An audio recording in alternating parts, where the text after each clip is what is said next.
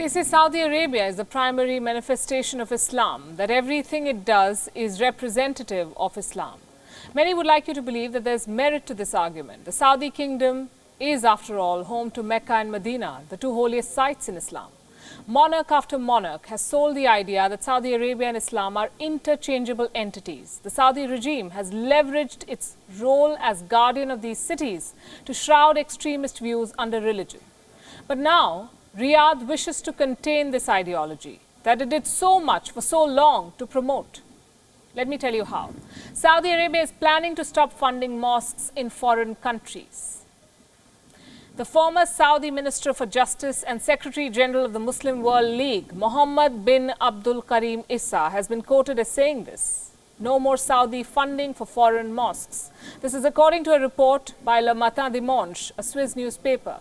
Apparently, a mosque in Geneva is being handed over to a Swiss administrative council that will have an elected cleric.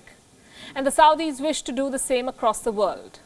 Hand over mosques to local authorities and establish administrative councils for each mosque. Here's what the Saudi official said, and I'm quoting, "This is necessary for security reasons. We should ensure that mosques end up in safe hands, then we will no longer intervene." Intervene, he says. How do we interpret this statement?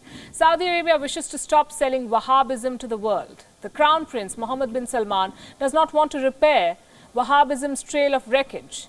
He now wants to put it to domestic use only, modernize the country by separating politics and religion.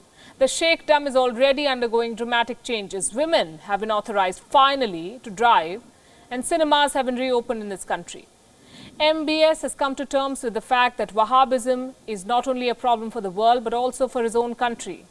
The Wahhabi jihadists have become a major diplomatic embarrassment. Let me tell you how it started.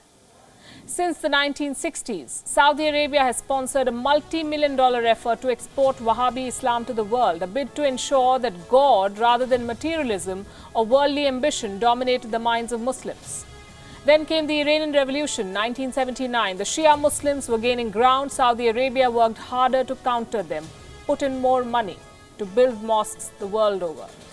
By 2007, Saudi Arabia was spending close to $2 billion annually on promoting this ideology. The figure had doubled by 2015. $4 billion every year on mosques. That's the kind of money the Saudis spent. Today, Saudi Arabia exports Wahhabism to countries as far away as Europe. In the United Kingdom, this funding goes to mosques and educational institutions. Many of these preach extremist literature. They promote attacks on symbols of Western culture like concerts at Manchester and the Bataclan Theatre. Some have been timed with elections. The London Bridge stabbing in November last year is one such example. And today, many reports will tell you that Saudi Arabia is the largest funder of extremism in the UK. The Wahhabi influence can be seen in Germany as well. Several Muslim associations are linked with Saudi foundations, including the Muslim World League. So now Germany has new rules. All countries funding mosques in Germany must register. The German Foreign Ministry is monitoring who sends the money and who receives it. And then we come to India. How could India be left behind? For too long, India has been a proxy religious battlefield between Iran and Saudi Arabia, the Shias and the Sunnis. There are several Muslims in India who subscribe to the Wahhabi view. As per Intelligence Bureau reports, between 2011 and 2013, a record number of 25,000 Wahhabis came to India and they conducted seminars across the country. These people got more than 1,700 crore rupees in several installments to promote Wahhabi Islam. Let me tell you how they did it. Education system, Wahhabi universities, over 800 crores is being spent on setting up universities in different parts of this country. As per reports, one such university was seen in Andhra Pradesh and 3 more could be on the way.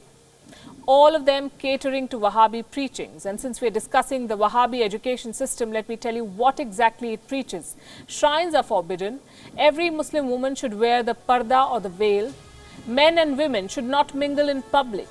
All men should wear trousers till their ankles. No laughing loudly, no listening to music, no dancing or watching television, and no weeping loudly at funerals. These are some of the diktats. Wahhabism's trail of wreckage runs deep and wide. The Saudi crown prince could be breaking up the decades-long policy of selling it. At least that's the plan.